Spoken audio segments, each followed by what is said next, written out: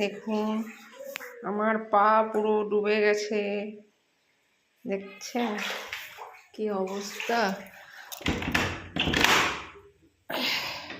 দেখুন আমাদের বাইরেটা, কবে এই জল কমবে আমরা জানি না। এইখানে তো আরো জল, এখানে এই দেখুন, এই দেখুন আরো জল।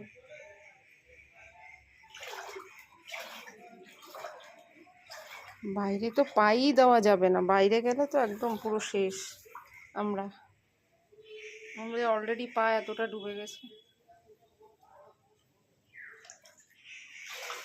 আমরা কোনো জিনিস আর উপরে উঠাইনি, উপরে ছোট বাচ্চা আছে, কি থেকে কি হয়ে যায়। কিছু জিনিস ডাইনিং টেবিল সব কিছু উপরে রাখা হয়েছে, এখানে কিছু জিনিস এরকম করে রাখা হয়েছে।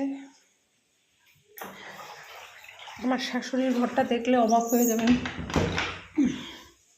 আমার শাশুড়ির ঘরের অবস্থা আরও কেরোসিন।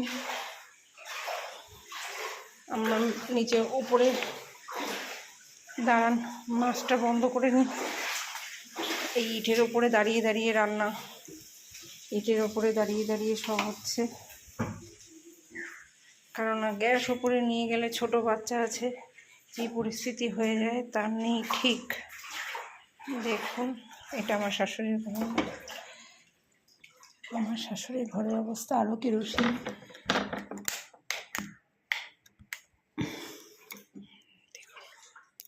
দেখেছেন, কোনো জিনিস উপরে উঠানো যায়নি, শুধু ইট দিয়ে একটু উঁচু করে রাখা হয়েছে।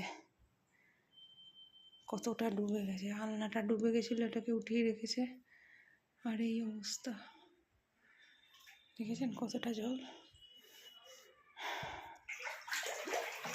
এগুলো হচ্ছে ঝিল, আমাদের চারিপাশে ঝিল, ঝিলের মালিক চতুর্দিকে জমি সব বন্ধক রেখে এরকম ঝিল করে, জল পাসিংয়ের রাস্তা সব বন্ধ করে এই অবস্থা।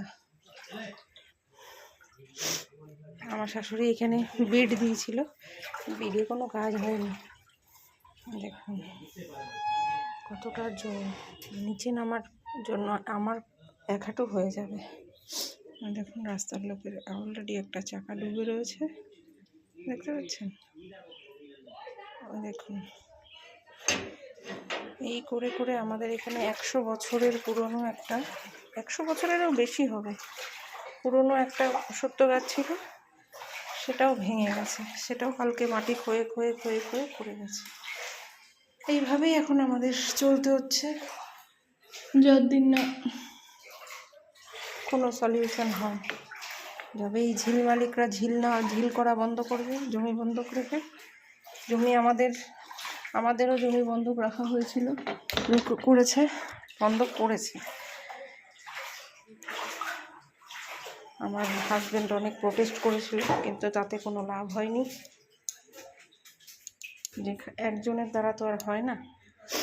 আমি ইটের ওপরে দাঁড়িয়ে আমরা রান্না করছি, এপাশে বাসন মাজছি।